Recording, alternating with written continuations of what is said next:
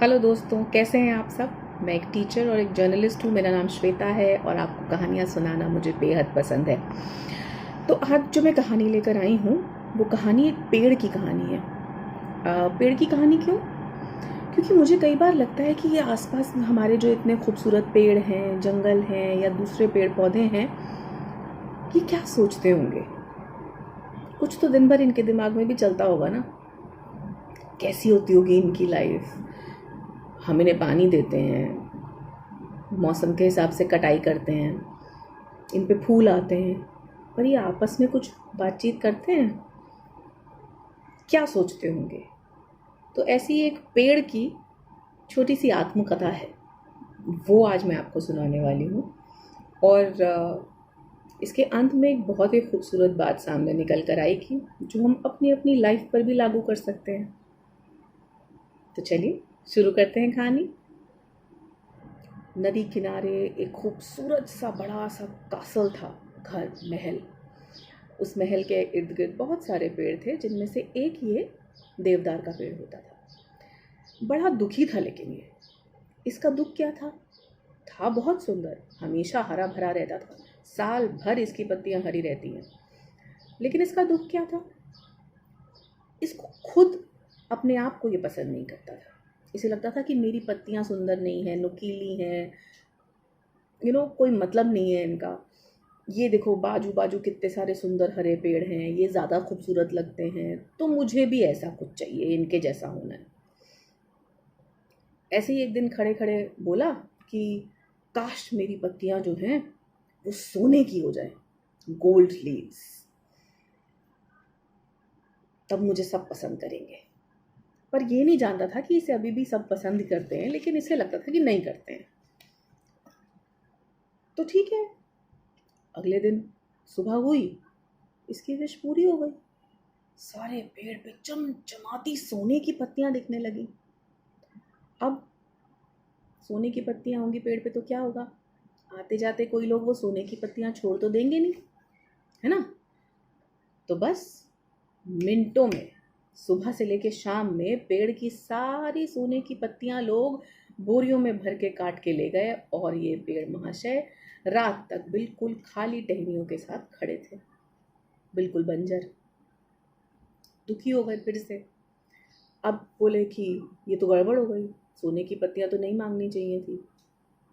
तो बोले लगा कि काश मेरे पास चमकदार क्रिस्टल कांच की चमचमाती पत्तियां होती, जब उन पे सूरज की रोशनी पड़े तो वो चमचमाए सब तरफ। चलो भाई, अगले दिन सुबह इसकी ये विश भी पूरी हो गई।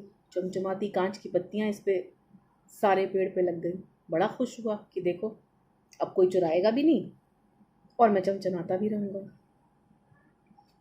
लेकिन खूब जोर से आंधी और तूफान आया। कांच की पत्तियां फड़फड़ाती टूट बिखर कर सारा ही नीचे गिर गई, और पूरा पेड़ फिर से रात तक खाली और बंजर हो गया। अब अब सोचने लगा अब क्या करूं, ये तो और गड़बड़ हो गई, अब मेरे पास फिर पत्तियां नहीं है।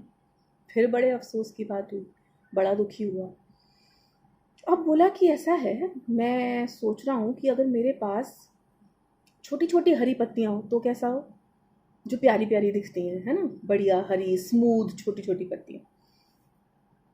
ठीक है, अगले दिन सुबह बहुत ही खूबसूरत छोटी छोटी हरी पत्तियां पूरे पेड़ पर आ गई, और साथ ही आ गया एक माउंटेन गोट्स का और बकरियों का झुंड। अब बकरियां क्या करती हैं, माउंटेन गोट्स और दूसरी बकरियां पेड़ पे चढ़ जाती हैं और पेड़ पे चढ़ तक ऊपर तक की पत्तियां खा जाती हैं। और यही महाशय के साथ हुआ। कुछ आई भेड़ बकरियां और पेड़ों पे उसके ऊपर चढ़ चढ़ कर, क्योंकि सॉफ्ट अच्छी नरम पत्तियां थी, नई नई हरी हरी, सब खा गई। और सुबह से रात तक में पेड़ जनाब फिर खाली और बंजर खड़े थे।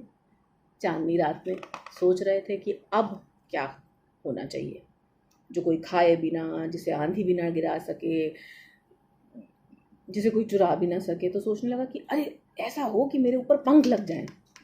लग गए अगले दिन सुबह पंख, सफ़ेद सफ़ेद खूबसूरत पंख, बड़ा ही प्यारा पेड़ लग रहा था। खूब सारी चिड़िया आ गई पंख देख के फ्री के। क्यों? क्योंकि उन्हें अपने घोंसलों के लिए पंख चाहिए थे। एक एक करके सारी चिड़िया वहाँ पेड़ के सारे पंख लेके उड़ गई और पेड़ शाम से पहले पहले ही खाली हो गया, रात तक का भी इंतजार नहीं हुआ। अब उसे लगा कि देवदार के पेड़ को लगा ये हो क्या रहा है मेरे साथ, तो ऐसा करता हूँ कि मैं सोचता हूँ कि कुछ भी ना हो, पत्तियां वत्तियां हो ही ना मेरे ऊपर, बस एक बढ़िया सी मेरी टहनियों पर बर्फ की लेयर जम जाए। जम गई। अगले दिन सुबह बर्फ पड़ी, बर्फ की लेयर जम गई, जमी रही रात भर में।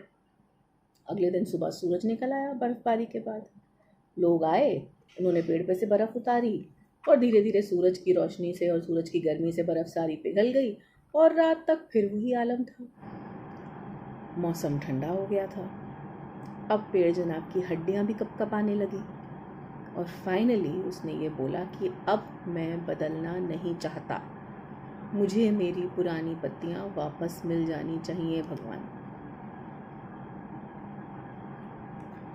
जब ऐसा हुआ, अगले दिन सुबह उस पे वापस अपनी पुरानी पत्तियां आ गईं। आसपास के पेड़ों ने भी चैन की सांस ली और उससे कहा, भाई देख, तेरी सबसे अच्छी बात यही है कि तेरी सारी पत्तियां हरी रहती हैं सारे साल, हमारी नहीं रहती हैं। और ऐसा ही हुआ। सर्दियां आईं, आसपास के सब पेड़ों पे से पत्तियां हट गईं और वो देवदार का एक बड़ा सा पेड़ जो उस लेक के किनारे था वो हरा था। उस पर सफ़ेद सफ़ेद बर्फ़ गिरी थी, बेहद खूबसूरत लग रहा था और सबसे हटके लग रहा था। इस कहानी में एक छोटी सी बात है जो हम सबको सोचनी चाहिए। हम सब एक दूसरे से अलग दिखते हैं, लेकिन हम सब में कुछ ना कुछ खास है। इसलिए हमें अपने अंदर, आपको नहीं लगता, ये तलाशना चाहिए कि हमारी खास चीज़ क्या है, बजाय इसके कि हम किसी दूसरे की तरह दिखने की कोशिश करने लगें या किसी कुछ और सोचने लगे कि अगर मैं ऐसा होता तो शायद मैं बेहतर होता, अगर मैं ऐसी होती तो शायद मैं बेहतर होती।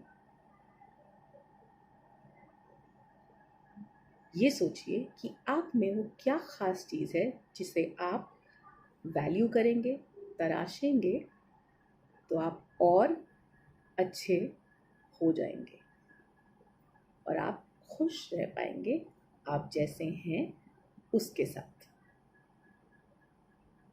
आपको हमारी कहानी कैसी लगी ज़रूर बताइएगा।